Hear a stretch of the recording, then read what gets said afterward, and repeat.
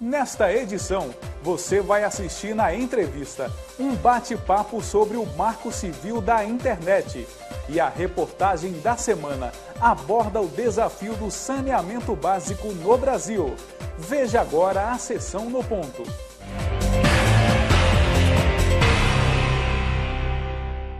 Amanhã, dia 8 de março, comemora-se o Dia Internacional da Mulher.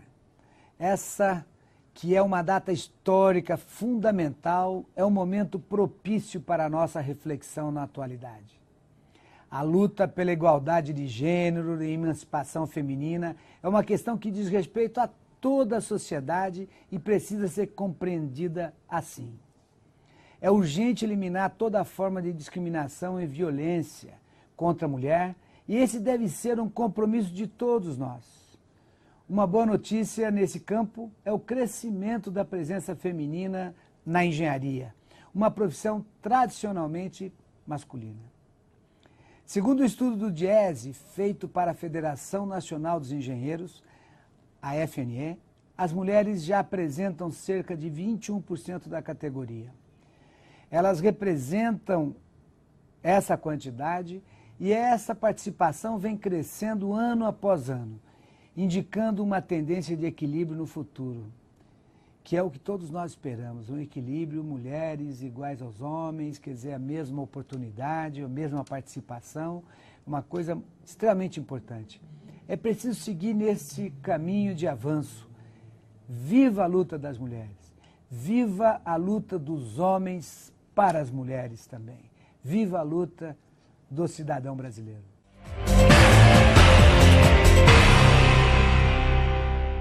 Seja muito bem-vindo, telespectador, a mais uma edição do Jornal do Engenheiro.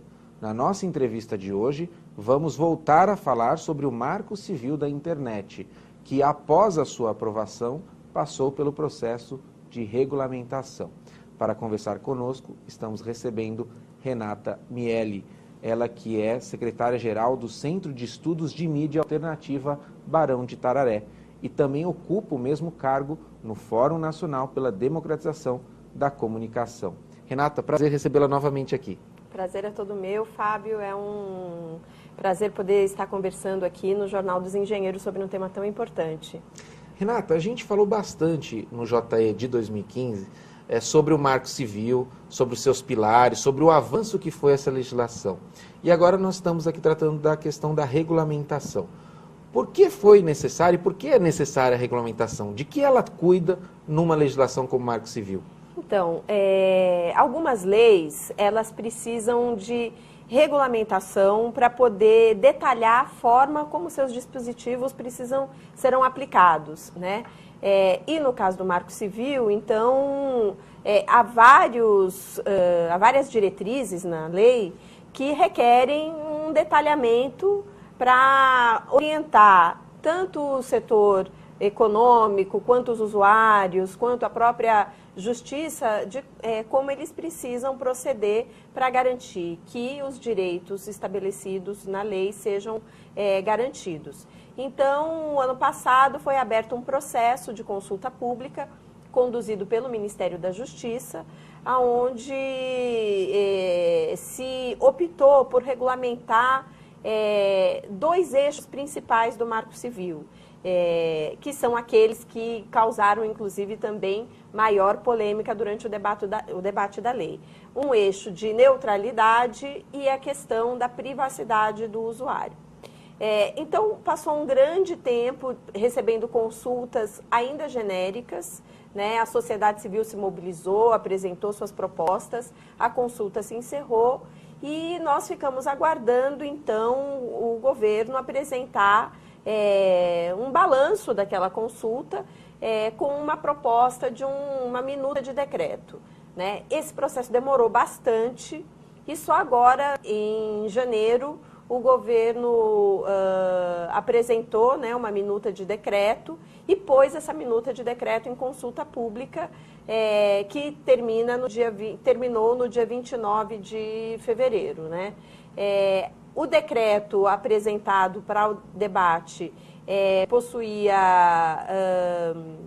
pilares fundamentais para garantir a aplicação da lei, mas, ao nosso ver, também dispositivos muito genéricos e vagos que podem futuramente ser alvo de uma disputa judicial de interpretações entre o setor privado e o interesse público, tentando disputar a interpretação do que significa aquele dispositivo, justamente porque é vago demais. Então, acho que o processo foi bastante participativo do debate, e agora a gente precisa ver qual vai ser o decreto que a Presidência da República vai definir a partir das contribuições que foram feitas com base no decreto apresentado, na minuta de decreto apresentada.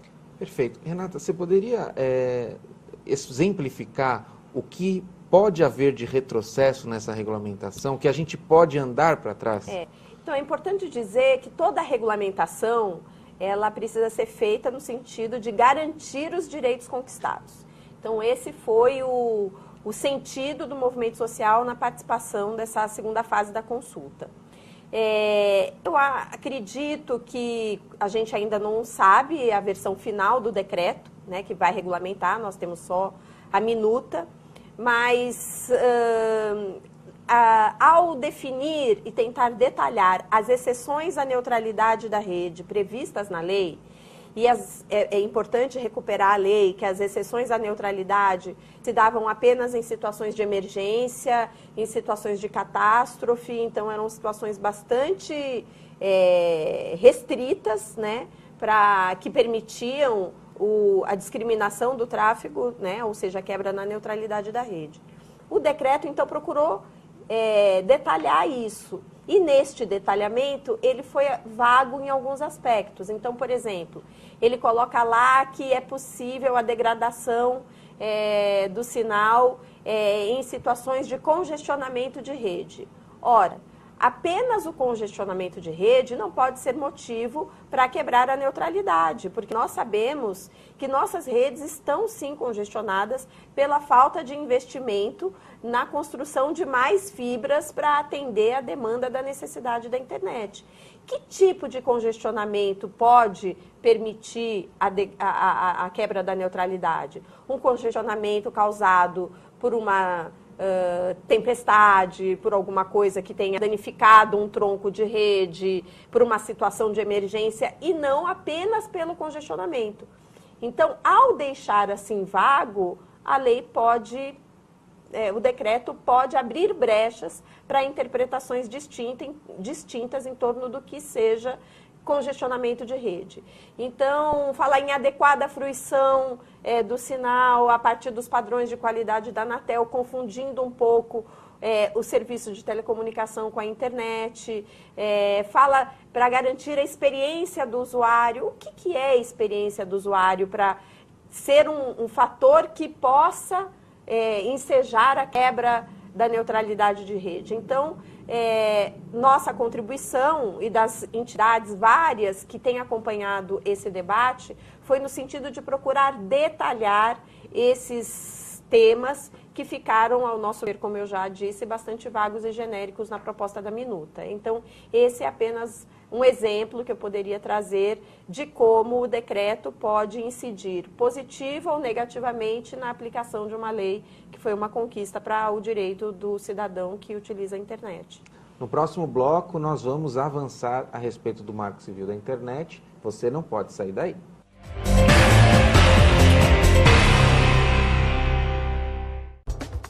Os associados ao CESP contam com uma assessoria jurídica própria, sempre pronta a esclarecer todas as dúvidas.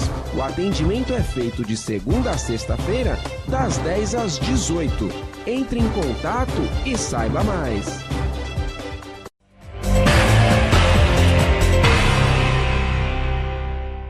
Estamos de volta na entrevista do Jornal do Engenheiro, nesta edição conversando sobre o Marco Civil da Internet na sua fase regulamentação.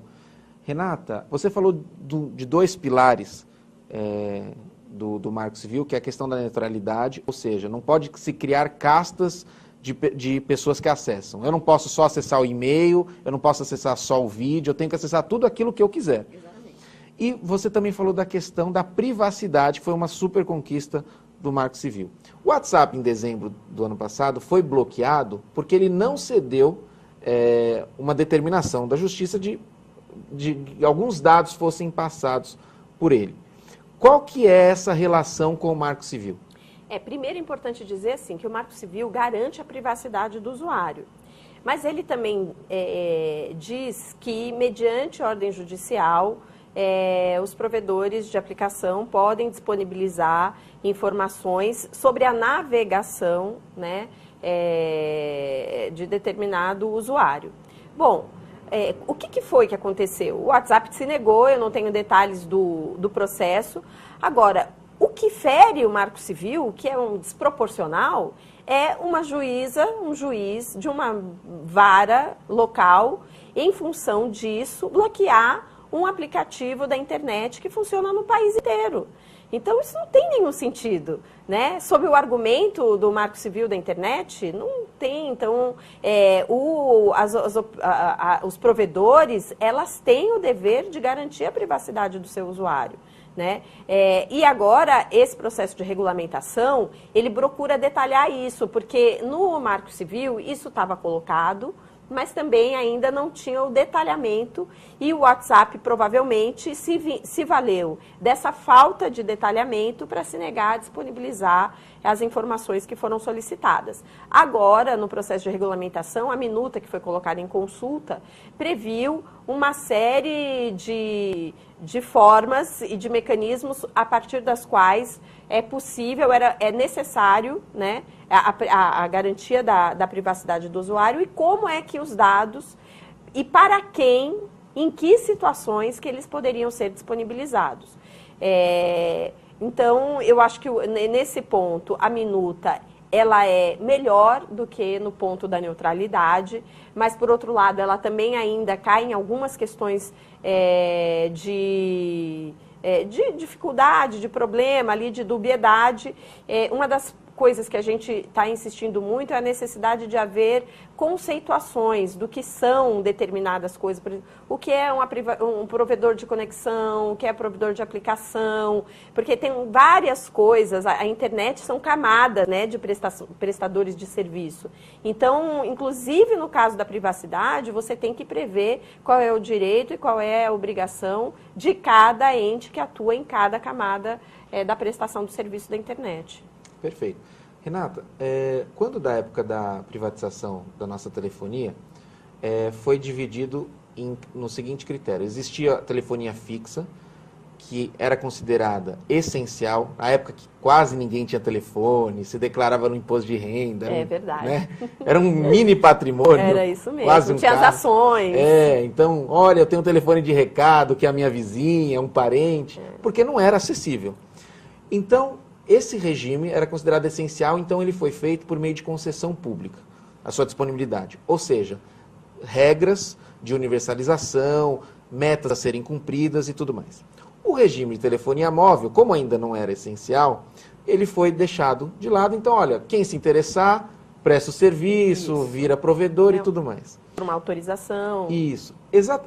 Teve uma notícia recente de que o governo federal estuda, com o fim do regime de concessão da telefonia, que vai vigorar até 2025, estuda fazer com que em algum momento, ou antes ou depois, aí vai se decidir, o serviço de telefonia fixa também se torne não mais uma concessão.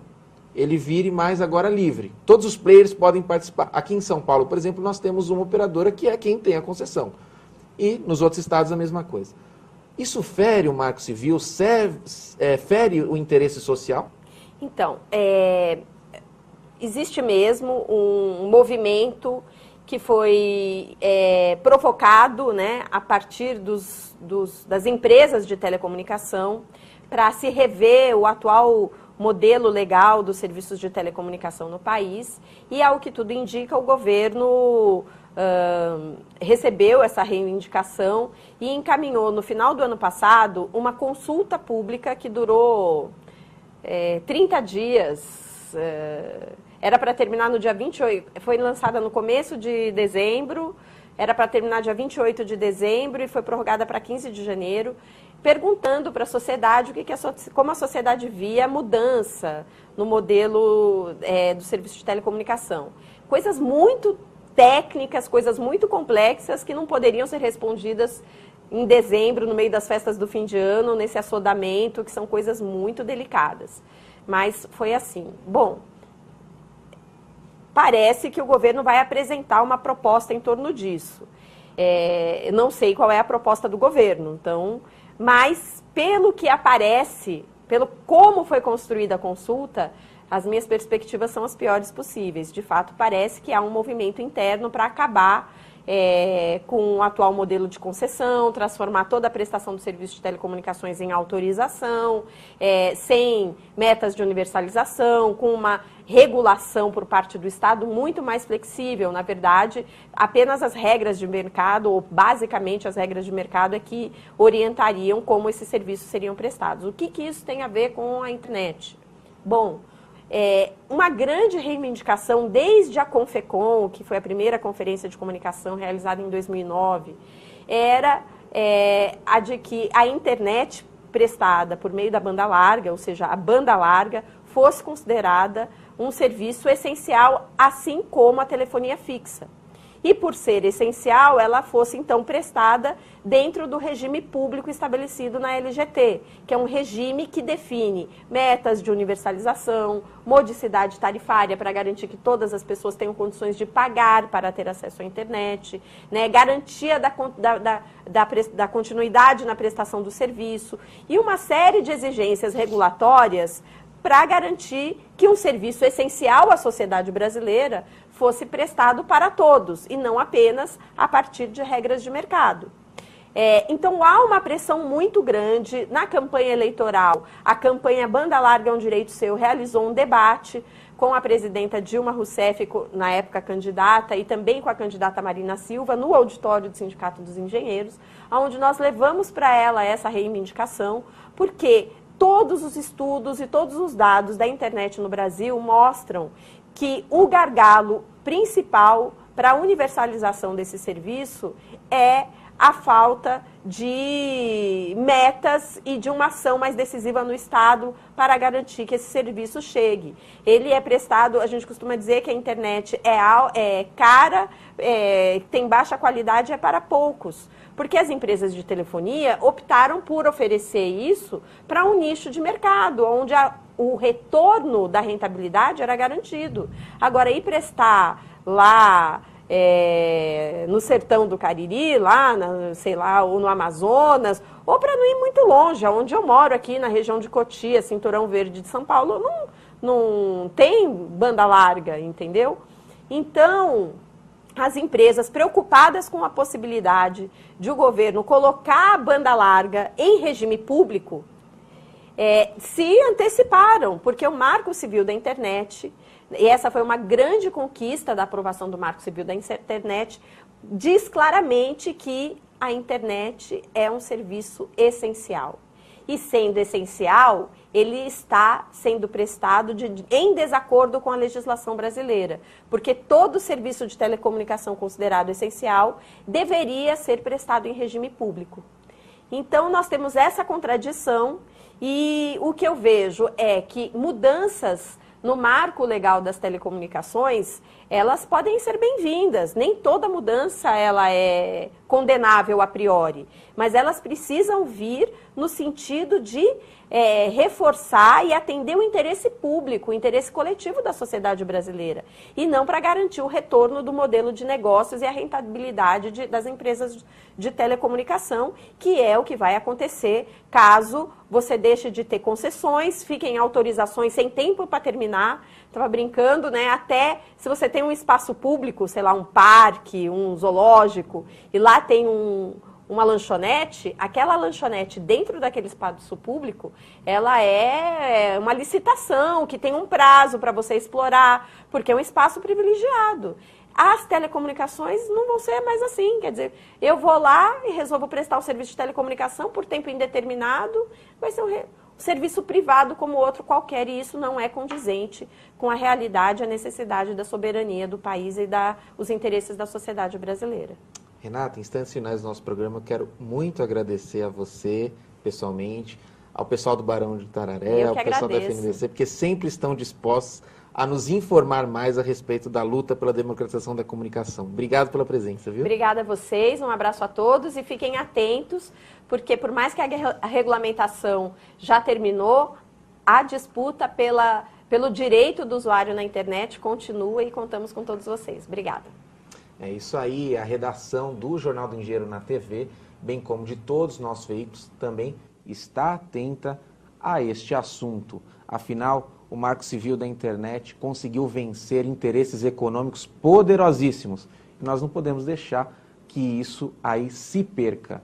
E nos dias de hoje, gente, copo d'água e um sinal de Wi-Fi não se nega a ninguém, não é isso? Então que a gente possa democratizar ainda mais o acesso à internet. Esta edição do Jornal do Engenheiro não termina aqui. Fique conosco. Um forte abraço e até breve.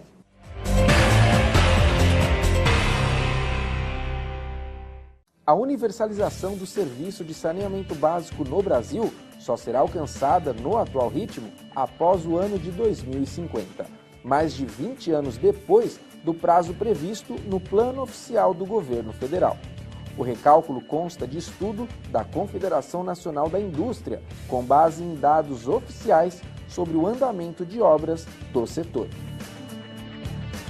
Os principais desafios das cidades com o saneamento incluso, foi debatido em São Paulo, dia 1º de março, em reunião do projeto Cresce Brasil, mais engenharia, mais desenvolvimento. Esse projeto, que surgiu em 2006, é uma iniciativa da Federação Nacional dos Engenheiros e está em nova fase, debatendo a vida nos municípios brasileiros. Nós já fizemos alguma coisa parecida quando a gente discutiu as metrópoles. Teve um Cresce Brasil Metrópoles. Mas esse vai ser muito mais focado. O assunto ele é diretamente ligado ao lugar onde a gente vive, né? Então, nós temos que tomar cuidado com isso. É a nossa casa, é a nossa família, são os nossos amigos, é a nossa população, é o brasileiro que está vivendo nas cidades, e é aí que a gente tem que tomar cuidado. Então, vamos em frente, eu acho que a gente vai ser vitorioso se todo mundo se unir e tiver a fim de fazer alguma coisa que seja olhando para frente. João Sérgio Cordeiro, doutor em saneamento e consultor do projeto Cresce Brasil, falou aos presentes sobre esse desafio. Em 1970, quando o Brasil foi tricampeão, quando a gente fala, qual música a gente cantava? Lembram? Muitos de vocês aqui, 90 milhões em ação, Era a população do Brasil. Desses 90 milhões, só 55% da população estava na área urbana. Isso significa por volta de 50 milhões. Hoje, 45 anos depois, nós temos 200 milhões e 85% da população na área urbana. Isso representando por volta de 170 milhões. Isso significa que em 45 anos nós mais que triplicamos as áreas urbanas. E obviamente, a partir do momento em que eu coloco no mesmo território, num território menor, uma quantidade maior de pessoas, eu vou precisar de mais água, eu vou gerar mais esgoto, eu vou gerar mais resíduos. Para o especialista, a engenharia tem que ser protagonista na universalização do acesso à água potável e ao tratamento de esgoto. Nós temos deficiências incríveis na parte de água, de sistemas de esgotamento sanitário, de resíduos sólidos e também na área de manejo das águas pluviais. Então, hoje, o saneamento básico, ele não se constitui única e exclusivamente também nessas 4 grandes áreas. Nós temos que observar a questão do uso e ocupação do solo, das formas de soluções que nós adotamos, e tudo isso leva a esse déficit que eu coloquei muito intenso. E existe uma necessidade de uma capacitação, de entendimento, de conhecimento do porquê, e a parte técnica tem uma função extremamente importante nesse sentido. Em meio a esse debate, uma pergunta aparece. Falta de saneamento básico influencia na proliferação do mosquito Aedes aegypti? Para a Associação Brasileira de Engenharia Sanitária e Ambiental, a ABS, sim. Por isso, a entidade promoveu, em São Paulo, no dia 3 de março, uma roda de conversa sobre saneamento e o combate ao Zika vírus e também à dengue. O presidente da entidade, que tem sede no Rio de Janeiro, conversou com o JE na TV pela internet. boa parte dos governos municipais, estaduais do nosso país, a gente sempre acaba adotando medidas corretivas, né? Então estamos nós aí numa luta muito difícil contra o Aedes aegypti. Saneamento é importante, saneamento de fato é saúde e é medicina preventiva. A gente quer chamar atenção para isso, mas agora, numa ação de curtíssimo prazo, é fazer o que outras entidades têm feito e é todo mundo contra a dengue, não só a dengue, contra as outras doenças, todo mundo contra o mosquito Aedes aegypti. João Antônio Del Nero, da construtora Figueiredo Ferraz, que tem obras pelo mundo, aposta na qualidade da nossa engenharia para resolver os problemas sanitários. A engenharia tem que ser mais ouvida. O Brasil tem engenharia competente. Se não tivesse, não exportava serviço de engenharia, né? Tem programas como de drenagem, como de transporte urbano, saneamento básico, despoluição dos rios. São programas que levam 20, 30 anos, se tiverem continuidade. Para saber mais a respeito dos desafios urbanos, acompanhe o projeto Cresce Brasil, Mais Engenharia, Mais Desenvolvimento no portal da FNE.